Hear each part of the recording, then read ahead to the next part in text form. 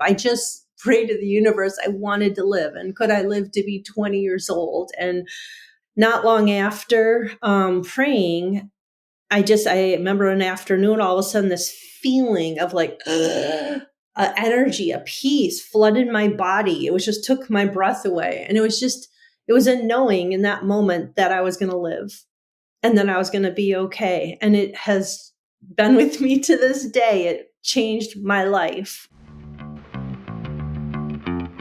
You are listening to Personal Development Mastery, the podcast that empowers you with the simple and consistent actions you need to live a life of purpose and fulfillment. I'm your host, Agi Keramidas, and this is episode 376. How would you like to feel vibrantly alive right now? Today we're talking about living in the present moment. Today's conversation is packed with practical tools for living intentionally, nurturing a loving relationship with yourself, and leading you to a more heart-centered life. Before we dive right in this fascinating conversation, if you enjoy listening and appreciate what we're doing here, the simple free favor I'll ask of you is to hit the subscribe button. Now let's get started. Today I am delighted to speak with Catherine Duncan. Catherine, you are an integrative spiritual consultant, ordained minister and author. With two near-death experiences shaping your journey, your story illuminates the path to living fully. You are passionate about counseling people on what it means to be alive and how to awaken into your heart and soul. Catherine, welcome to the show. It's such a pleasure to speak with you today. Great to meet you. Thank you for having me on. I'm very excited for this conversation, Catherine, and we will. What I would like to really explore with you today is how to feel vibrantly alive right now, which I understand is your main message anyway. But before we go there, I really would like to find out more about the two near-death experiences that you had that I can only imagine that they influenced your journey profoundly. They did. The first really life-changing experience happened when I was 11 years old. I was very, very sick, very ill. And my parents took me to the hospital. And not long after, they discovered that I had a very rare childhood cancer. They didn't tell me this because I was so little. They told my parents that I had a 20% chance to live. I started going through really intensive chemotherapy, radiation, multiple surgeries. And so this is back in the 70s. It was a lot. It was grim. They didn't have any anti-nausea drugs. So I'd be up all night. I'd be very sick. They did a lot of amputation back in the 70s. And luckily, didn't have to go through that, but they had chaplains, they had spiritual guides and ministers, and no one talked to me. No one talked to me about what was happening to me. My mother, I would say, religious, would say to me, "You're going to be fine." And that was very comforting, but there was no touch point of reality of what I was going through. And I started just to feel, as I look back and remember that time, that I felt like I was on the edge of life and death. I was on this tightrope, walking this tightrope. And out of nowhere, I started to pray. And my prayer and faith had meant nothing to me. We intermittently would go to a Lutheran church, but my prayer was, could I please live? I just prayed to the universe. I wanted to live, and could I live to be 20 years old? And I thought if I could be 20, I'd see the world. And not long after praying, I remember an afternoon, all of a sudden this feeling of like energy, a peace flooded my body. It was just took my breath away. And it it was a knowing in that moment that I was going to live and then I was going to be okay. And it has been with me to this day. It changed my life. Fast forward, I got through all the treatment and lived a pretty normal teenage life, went to college. I have a lot of family, a lot of siblings, my father, entrepreneur. And so, well, of course, I went into the business world, even though, uh, I was so passionate all the time reading books on life and meaning and purpose and why was I alive. But I went into the business world, and this led to the second experience where I was with Time Magazine, and we were on a corporate executive trip, and we went whitewater rafting. And I had what you would say a near-death experience. And, I can obviously go into that, but it just was life-changing after that experience. Even though I was doing really well in this corporate job and making lots of money, and it was really glamorous, after that experience, I'm like, I'm done. This isn't who I am. This isn't who I want to be. So both those experiences really changed me, soul shaping in the course of my life. I would like to find a little bit more about the second one, but also I want you to add to that. Before you had that incident with the rafting, did you have any clues that you were unsatisfied with your life, or until that time you thought everything was well, and you could feel that it was well? Yeah, great question. It's interesting. After I lived through that experience as a young child, as a teenager, I just started reading books on life and meaning and purpose. I was, as a teenager on Friday nights home reading Existentialism and Human Emotions by Jean-Paul Sartre and Who is Man by Abraham Heschel. I was reading all these books because I wasn't ready to look inward, but I was like trying to understand life and what I had just lived through. I grew up very fast. And, but then, as I said, I started in the corporate world. I started in advertising, and on these timing trips, I would bring stacks of books on life and spirituality. My colleagues would make fun of me. They'd be like, "What are you reading?" So I'd say about 5 years into my job with Time Warner, with Time Magazine, my heart was starting to feel restless. I was starting to feel a nudging, like, is this it? So I was feeling unrest. Interestingly, and I write about this in my first book, Everyday Awakening, that launched last summer.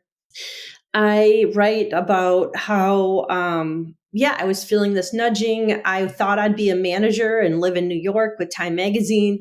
They gave me the job to be a manager for the Midwest region. I couldn't say the words yes. I mean, they just couldn't come out of my mouth. And I ended up saying no. And remember, honestly, that whole weekend crying, like, who am I now? And once you say no to a corporate management job. So anyway, yes, I was feeling nudging. Okay. And the experience really just was a tipping point for me. Thank you for sharing that. It's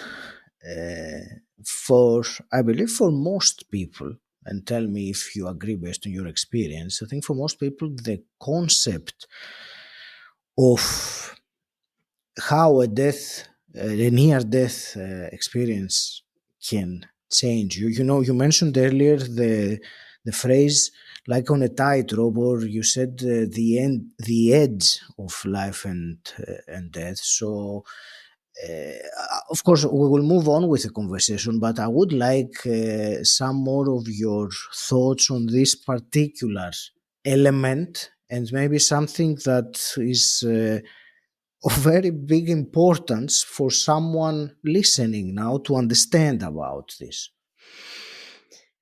And the focus of my life became, after that near-death experience, was listening inward, like, where am I being called? And that's where the call came through of, I quit my job at Time Inc. They were shocked. I then started studying theology. Everyone in my life, including family, father, were just like, what? What are you doing? But it's starting to listen, like, where am I being called? And, it led to a really deeply understanding what's important in life and who am I and how do I listen inward? And I write about this in my book, Everyday Awakening. In my therapy practice, I find two sets of people that I work with who come to that edge of life. Some people, it's an external calling, like all of a sudden there's a death in your family, there's a trauma, there's a crisis, upheaval health-wise. Something happens that shakes and opens someone. Or internal, where there's a nudging, like something's missing. And I work with many people, many executives, attorneys, doctors, for example, who, and people, gosh, from 50 to 80 plus, who say, I've done a lot, I've had a great life, but something's missing. There's something not there. And so to help people find what is that sense of presence and aliveness now, I think so many people are searching for that. And it's here if you're willing to look inward. Thank you. I get this message that you already said, the looking inward, and I also put it in my mind versus, understanding with, with our intellect, and looking inward, and the word knowing that you used earlier. I think that is a very big difference in these two. Let's talk about some let's say more practical things then now, Catherine, if we may. So in your book, I will start with this, and then we can pick a direction appropriately. But let's start with a general overview. You discuss 5 practices for opening the heart and soul. So can you give a brief overview of these 5 practices, and then we can move to some direction, which we will see. Yeah, and I'll share my book, Everyday Awakening. It came to me, I'm very intuitive. It came to me 10 plus years ago. I saw a vision of writing a book and told my family and then my teenage kids, I'm going to write a book. And they all thought, great.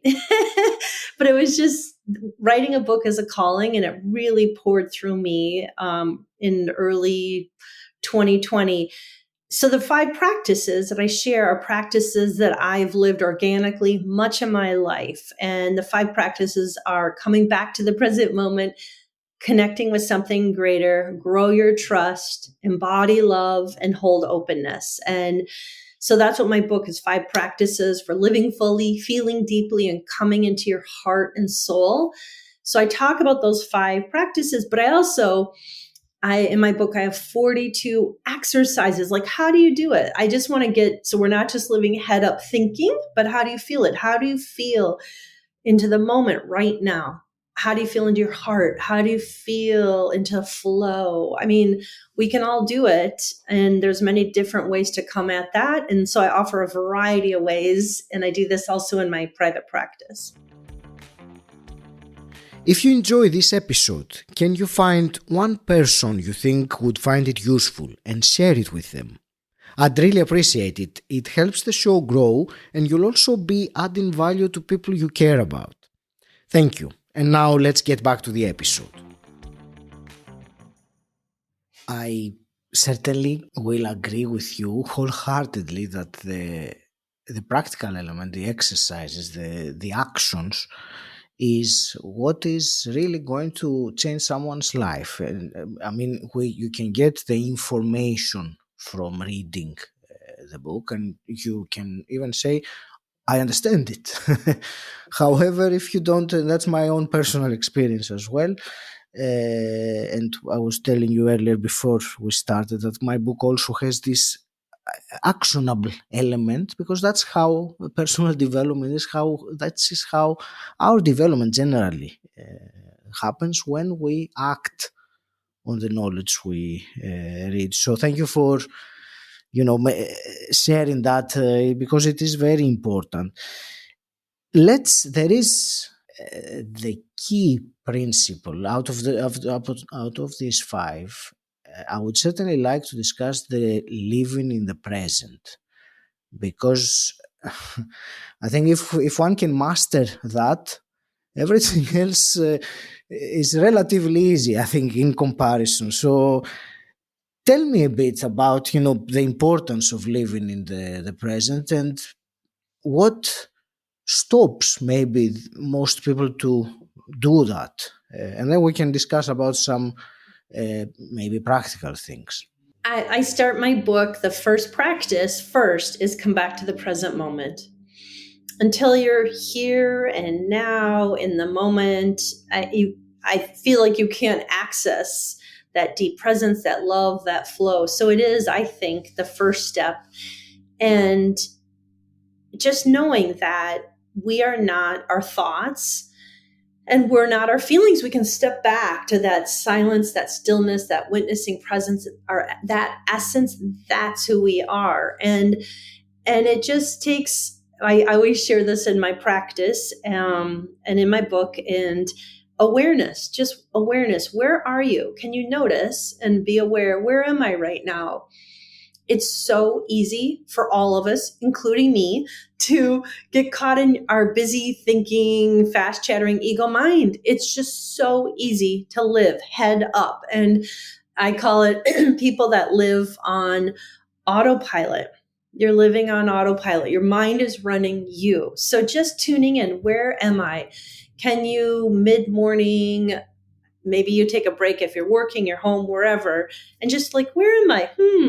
I've been in my mind for the last hour. We can get in these loops, worry, fear, anxious, just our minds running us. And so it's a conscious choice of awareness. Where am I? And taking a few moments, practicing a minute of mindfulness, a minute of presence to bring us into just this moment. And it's when we're just present. So here's an example. Mm-hmm.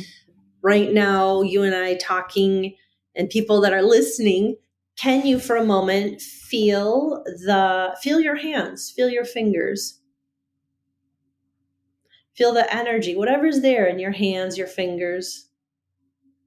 Just notice. And doing that, your mind stops. You can't be thinking. And when you come in to feel your body or feel your feet or feel your breath, when you breathe in, feel the coolness of the air when you breathe in over your nostrils and the warmth as you breathe out. You come into your body. Our body's in the present moment. And it's in the moment that deep peace and that sense of peace and ease and spaciousness and aliveness, that's where it is. It's not in our mind. So that's a starting point. And I offer a range of exercises as well of how to do it.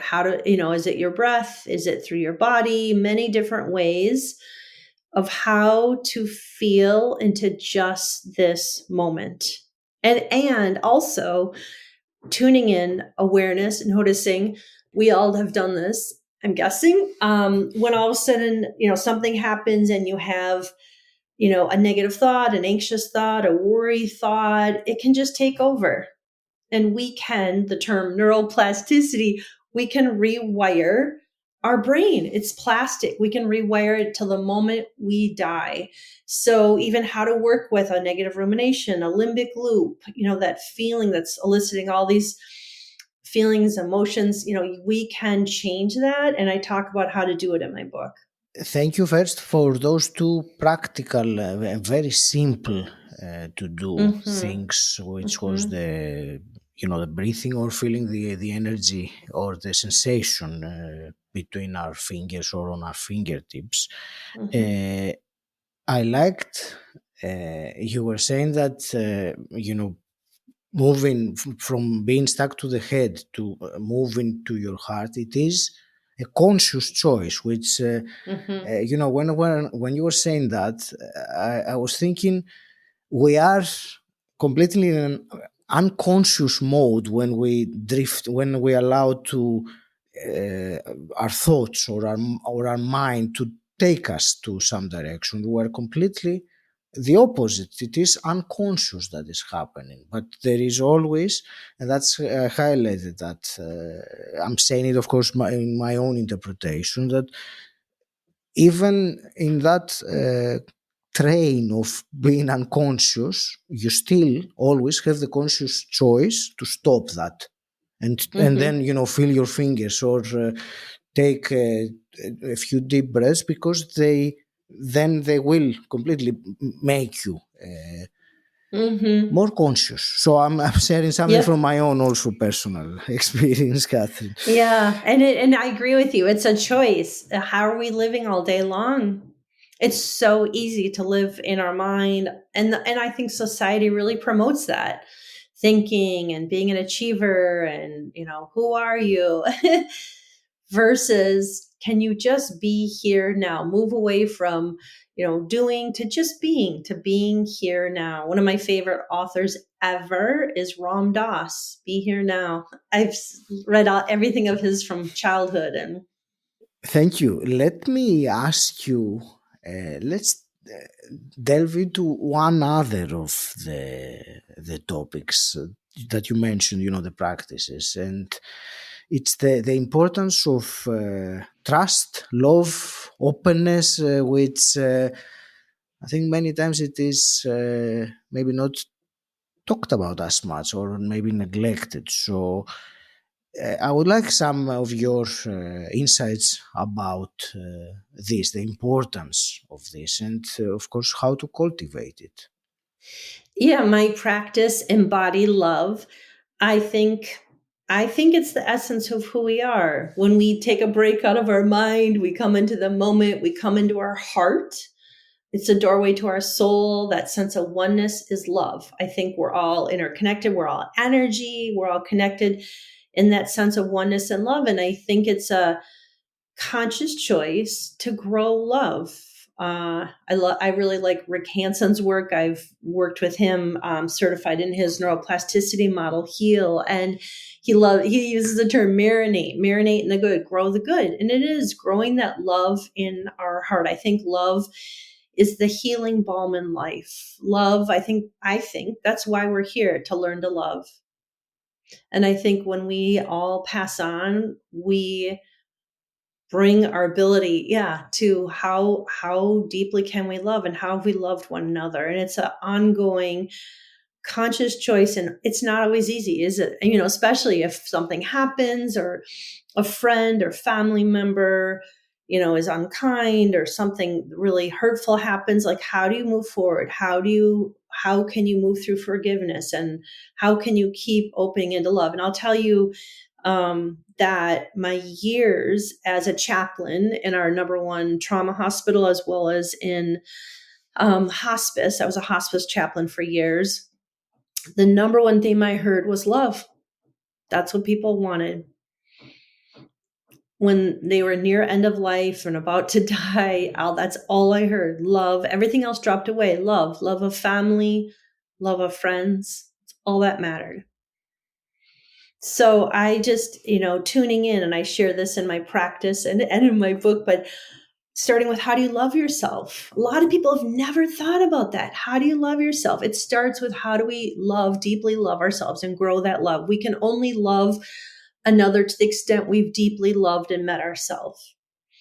And I'll share with you one of the practices in that chapter, called Journey to Your Heart, where you go into your heart.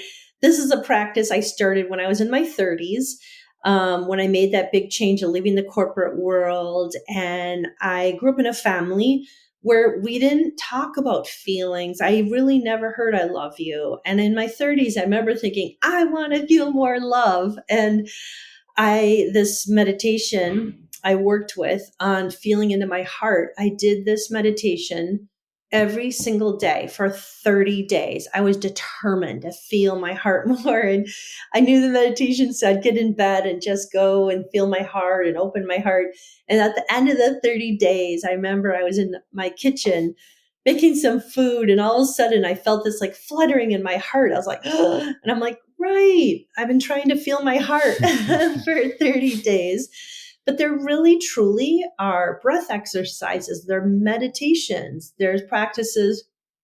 I love Louise Hay and her called mirror work, looking in the mirror and saying, I love you, I really love you, and insert your name. It's really, truly works. I mean, if you want to truly feel into your heart and grow that love, there's many ways to do it, but I think it big message. It starts first with how do we love ourselves and what are you choosing every day? Thank you for this very useful and insightful things that you shared just now, Catherine. There is another question that I wanted to ask before I start to concluding. You counsel people on what it means to be alive, truly alive, and we've been talking about this. I want to bring in the very unique element that you had of the, seeing the edge of life and death in order to be able to have this knowing and help others that did not have this experience. You mentioned the love, which for me it is a very big part of the answer. But the question for me remains: is there something else that your unique experiences have let you understand about what it truly means to be alive, that someone listening or myself, someone who has not seen that edge, is not aware of? I first would just say, reiterating what was just said, is just how are we choosing to live every day? Is your mind running you, or are you running your mind? And what choices are you making? And I make these choices. I have a busy life with my practice and being public speaking and podcasts. It's managing a lot, but it's like taking time every single day. I have time for meditation and some breathing. And from the moment I wake up, I start with some gratitude and just throughout my entire day. But I've, from a habit, woven that in. I'm really conscious of how I'm living my life every day and making what choices am I making. And I also understand that we truly fully alive. We live in multidimensionals. I mean, I'm present right now with you. I feel that sense of presence and energy moving in my body. I'm using my mind. And I'm a mystic. I see spirits. I mean, like I'm seeing all these levels and feeling them multidimensional at the same time. And it's possible. And that's what it means to be fully alive. And one other comment, I guess, what would be unique with my experience from my childhood, but then also companioning hundreds and hundreds and hundreds of people at end of life. As a chaplain and as a hospice chaplain, I would share with you that death is not an end. I think we're a spirit in a body for a short time. And then our spirit goes on. I don't go farther like, where do we go? What happens? But I'm really clear that I see energy. Have spirits. I've seen so many people who've come back after they've died to see me and for a few moments. So I know in the depth of my heart that death is not an end and that our spirit does go on.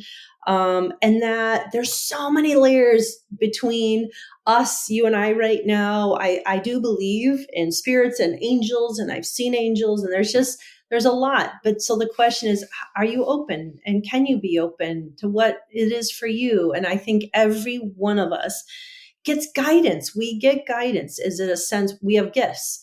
Every one of us, sensing, feeling, hearing. But these gifts and tuning in come when we're not in our mind, but we come into our body and feel and open into that. And I invite listeners right now, how open are you? Can you be open? What does that path look like for you? Thank you. This was a wonderful answer. Thank you, Catherine. I do have a couple of last quick fire questions, which I always ask my guests. Before I do, please share with the listener where they can find more about you or where they can get your book. Mm-hmm.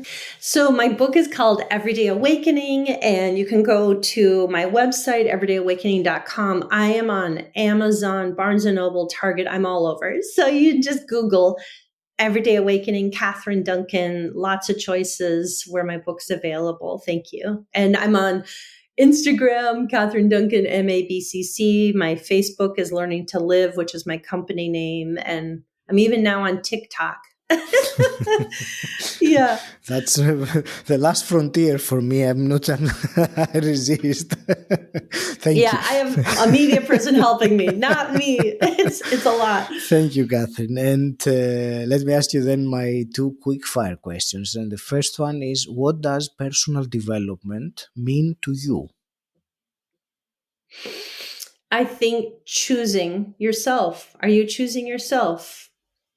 How are you choosing to live? And I do think it takes courage and it takes strength. It does. Life can be hard and messy, but can you keep choosing yourself? Can you keep choosing to open and grow and learn through all of life?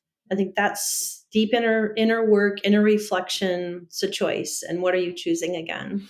And hypothetically speaking, if you could go back in time and meet your 18-year-old self, what's one piece of advice you would give her?